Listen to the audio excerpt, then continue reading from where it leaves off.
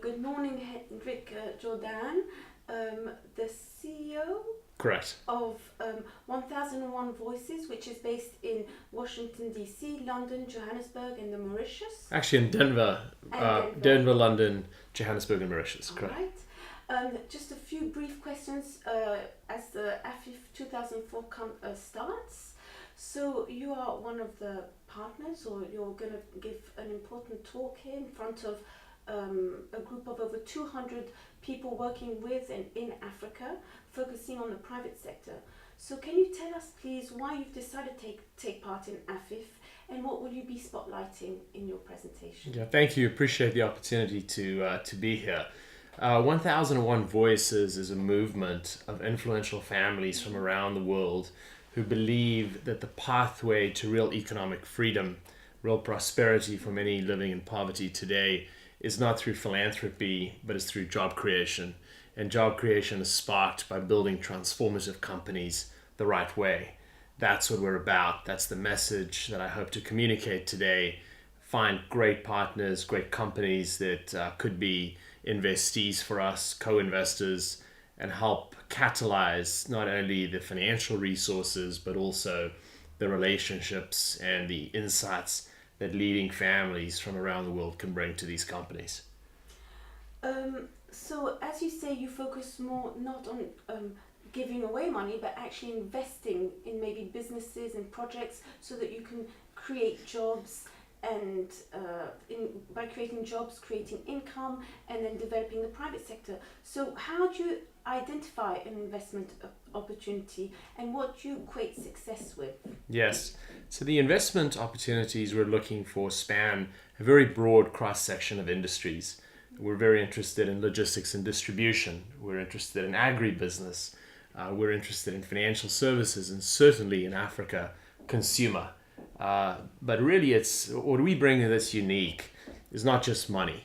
When we partner with a company, we seek to leverage the intellectual and the relational capital of leading families and of their companies and their insights to help these businesses grow.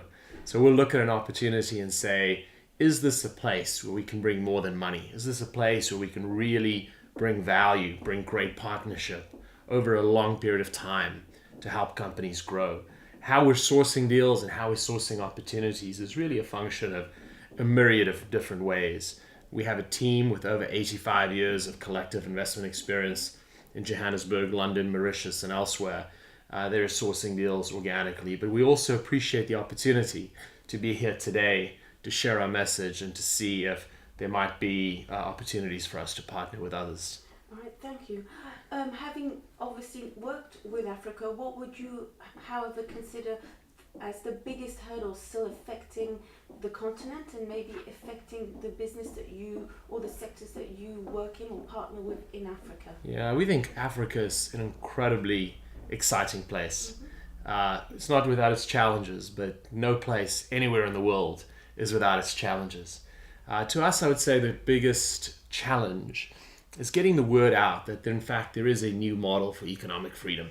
Getting the word out that there's a fresh sort of capital that could be deployed on a long-term patient basis that could be more accretive than short-term capital. When the word is out, it resonates incredibly powerfully with companies that we're talking to. Processing the deal flow is another important component for us.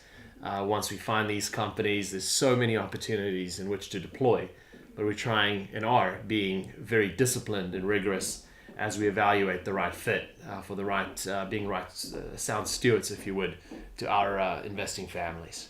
All right, and one last question. You focus mainly on the SME sector, or you do have a lot of interaction with small and medium enterprises. Are you, being here, do you have any SMEs in mind that you'd like to meet, or from a particular region? What would you like to gain from these potential partnerships here? Yes, you know, it's interesting when you look at great partnerships. You could look at it as corporate joint ventures. You could look at it as government to government relationships. We believe that the strongest partnerships are in fact family to family. We love partnering on the one hand some of the world's leading families with, on the other hand, families that have built great companies.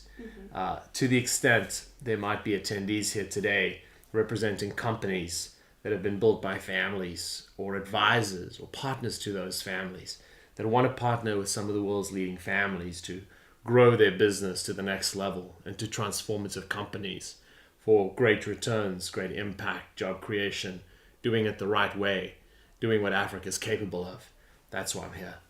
All right, thank you very much for your time. Thank you. Thank you, Jessica. Fantastic.